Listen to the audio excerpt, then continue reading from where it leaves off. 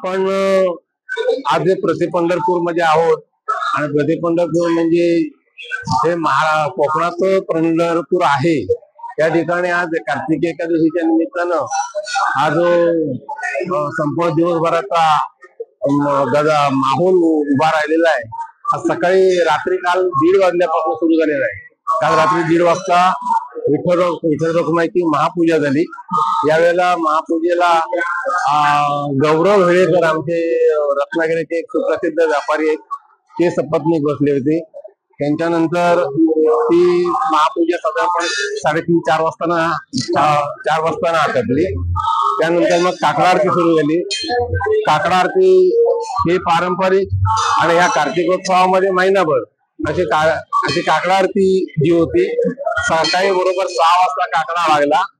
त्यानंतर मग दिवसभराचा कीर्तन भजन असा कार्यक्रम आहे आणि दिंडी आणि त्याच्यानंतर आता परटवण्यावरनं जे भार्गवराम मंदिर आहे तिथून जी दिंडी निघालेली आहे ती या मंदिरामध्ये ती येईल। आता या वर्षी तिचं 50वं वर्ष आहे।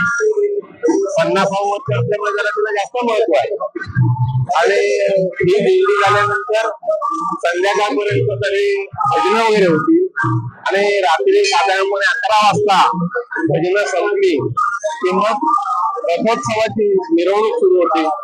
12 वाजता 11 वाजता आरतीला सुरुवात होती आणि 12 वाजता इथून विठोबा हा रथामध्ये बसेल पंढरपूर पर्यंत गेला असं धरलं जातं, समजलं जातं आणि त्याप्रमाणे मिरवणूक होती। माझ्या मते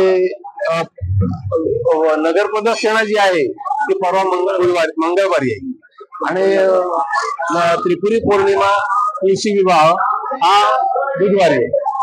अशा पद्धतीचा कार्तिकोत्सवाचा कार्यक्रम आहे आणि गुरुवारी सकाळी काकडा आरतीची समाप्ती। माझं नाव विजय पेडणेकर, मी सेक्रेटरी आहे। हे शेखर पिंपोटकर आहेत, कार्यक्रम सदस्य आहेत आणि हे पात्रे म्हणून आमचे उन्नती कलाकार आहेत, देवाचे खूप मोठे भक्त आहेत।